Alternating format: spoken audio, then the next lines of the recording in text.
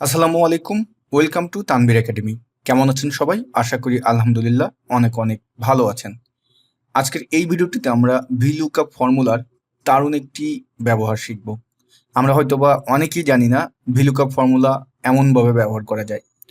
তা আমরা একটু দেখি যে আজকের ব্যবহারটি আসলে কেমন হবে।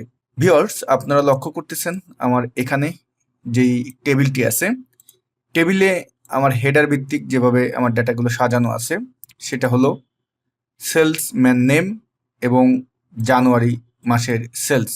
তো আমরা এখানে আমাদের যে সেলসম্যানের যে নামগুলো আছে প্রত্যেকের নামে আমরা দেখতে পারতেছি দুটি পার্ট আছে, ফার্স্ট নেম, লাস্ট নেম। তা আমি এইখানটিতে সামারি করেছি, আপনার টেবিলটা হয়তো অনেক বড় থাকতে পারে।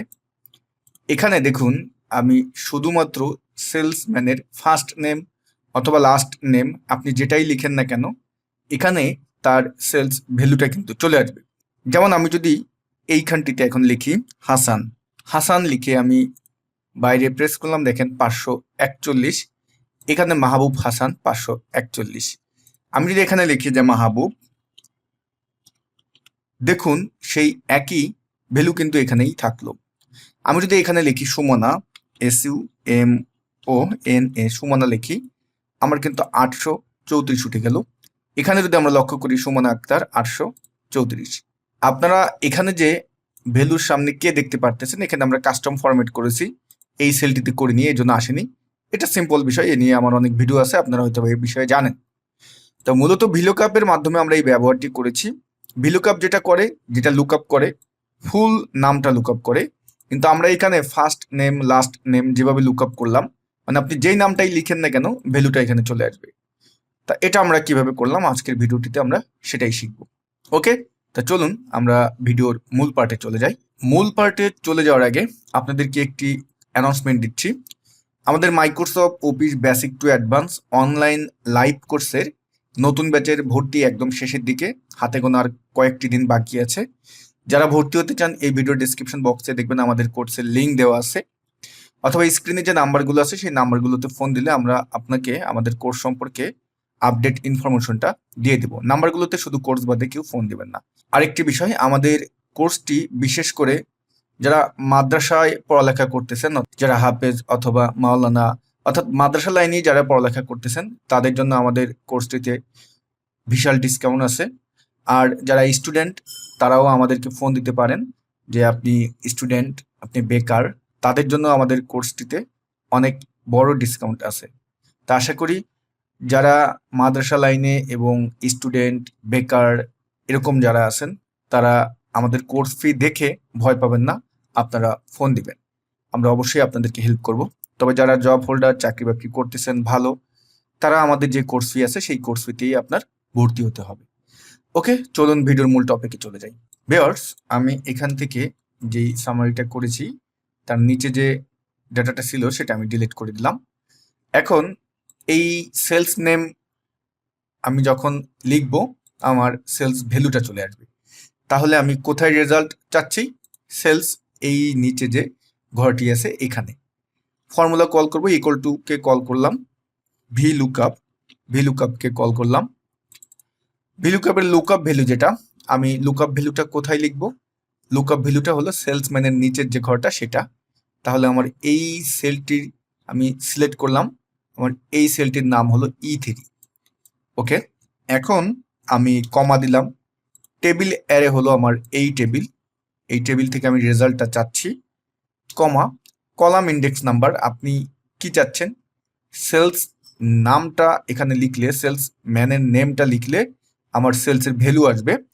এটা আমার টেবিলের ভিতরে কয় নম্বরে আছে? সেলসের ভ্যালুটা 2 নম্বর কলামে আছে, তাহলে হবে আমার 2 নম্বর কলাম এবং কমা দিলাম। এবং এখানে আমরা চাচ্ছি কি, এক্সাক্ট ম্যাথ চাচ্ছি, সুতরাং আমরা এটাকে 0 কল করতে পারি, ব্র্যাকেট ক্লোজ, এন্টার। আমার এখানে নট অ্যাভেলেবেল এসেছে, অর্থাৎ এখানে তো কোনো নাম নেই। দেখুন এখানে যদি আমি এখন তানভীর লিখি তাতেও কিন্তু আমার ভ্যালুটা সঠিক আসতেছে না। আমি যদি এখানে শুধু রহমানও লিখি তাতেও কিন্তু আমার ভ্যালুটা আসতেছে না। এখানে তখনই ভ্যালুটা আসবে কারণ আমার ওই টেবিলের ভিতরে আমি যেটাকে লুকআপ করেছি সেই নামটা সম্পূর্ণ থাকতে হবে। যেমন তানভীর রহমান লিখেছি তখনই আমার ভ্যালুটা চলে এসেছে। তাহলে আমরা যেভাবে চেয়েছি সেভাবে তো হলো না। আমি এটাকে ডিলিট করে দিই। আমরা VLOOKUP ফর্মুলা যেখানে ব্যবহার করছি ওটাকে এডিট মোডে নিয়ে আসি। আমরা সিনট্যাক্সটা লুকআপ ভ্যালু এটাকে কল করি। লুকআপ ভ্যালু ছিল আমার এই সেলে আমি যেটা লিখবো, তাই না? তা এই সেলটিতে এসে আমরা যে কাজটি করব, এই E3 তো আমরা এখানে তো আমাদের যে নাম সেটা তো লিখবই। এখানে এসে আমরা অ্যান্ড সিম্বলকে কল করব, তারপরে ডাবল কোটেশন দিব, ইনভার্টেড কমা, এবং আমরা স্টার সিম্বলকে কল করব। স্টারকে কল করে আমরা যে কাজটি করব, আবার ইনভার্টেড কমা দিয়ে দিব।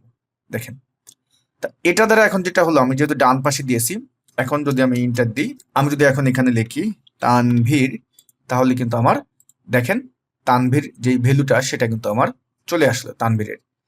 কিন্তু আমি যদি এখন এখানে রহমান লিখি, আর HAMAN রহমান লিখি, তাহলে কিন্তু নট অ্যাভেলেবেল আসছে। এক্ষেত্রে আপনি এটাকে কিভাবে করবেন?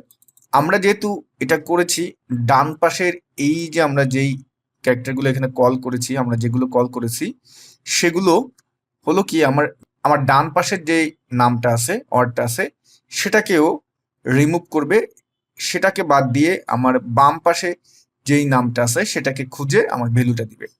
তাহলে এখন আমরা ডান বাম দু পাশেই যাচ্ছি, তাহলে এই যে E3 যেখানে আমরা লুকআপ করতে চেয়েছিলাম, সেই সেলটার অর্থাৎ সেই নামটার আগে এসে একেবারে প্রথমে এসে আমরা যে কাজটি করব, ডাবল কোটেশন, তারপরে আপনি আবার স্টার দেন, ডাবল কোটেশন, এবং এটাকে অবশ্যই অ্যান্ড সিম্বল দিয়ে আপনি কল করে দেবেন। গুড। দেখেন আমরা যেটা করলাম, আমার লুকআপ ভ্যালুটা হলো যে আমরা এখানে দেখতেছি যে দুটোটা যদি আপনি চান, আর শুধু যদি একটা চান যে লাস্টেরটা দিয়ে খুঁজবেন, লাস্টের নাম দিয়ে, তাহলে আপনি এই পার্টটা রাখবেন। আর যদি শুধু প্রথম নাম দিয়ে খুঁজতে চাচ্ছেন, প্রথম পার্ট দিয়ে, তাহলে এই পার্টটা রাখবেন। আর যদি দুটোটা দিয়ে খুঁজতে চান, তাহলে অবশ্যই আমি যেভাবে ব্যবহার করলাম এভাবে করবেন। এখন আমরা ইন্টার দিয়ে দিলাম। এখন হলো কি, রহমানেও আমার সঠিক রেজাল্ট আসলো। এবং আমি যদি এখানে গিয়ে ফয়সাল আহমেদের রেজাল্টটা দেখতে চাই, FOYSAL ফয়সাল লিখলাম, ফয়সাল আহমেদ 713 চলে এসেছে। এবং এখানে যদি এখন আমি আহমেদও লিখি, আহমেদও লিখি, তাও আমার 713 চলে আসলো। বন্ধুরা, আশা করি ফর্মুলাটি আপনারা বুঝতে পেরেছেন। খুব ঠান্ডা মাথায় কাজটা করতে হবে, ছোট্ট একটা ব্যবহার। বুঝতে পারলে VLOOKUP ফর্মুলা আপনার কাছে কোনো ব্যাপারই না। তা যারা এই ব্যবহারটি, VLOOKUP এর এই ব্যবহারটি নতুন জানলেন, তারা অবশ্যই কমেন্টস বক্সে কমেন্টস করে জানাবেন। আর যারা আগেও জানতেন, তারাও আপনাদের মতামতটি শেয়ার করতে ভুলবেন না। ভিডিও যদি ভালো লেগে থাকে একটা লাইক দিবেন। সবাই ভালো থাকবেন। আল্লাহ হাফেজ।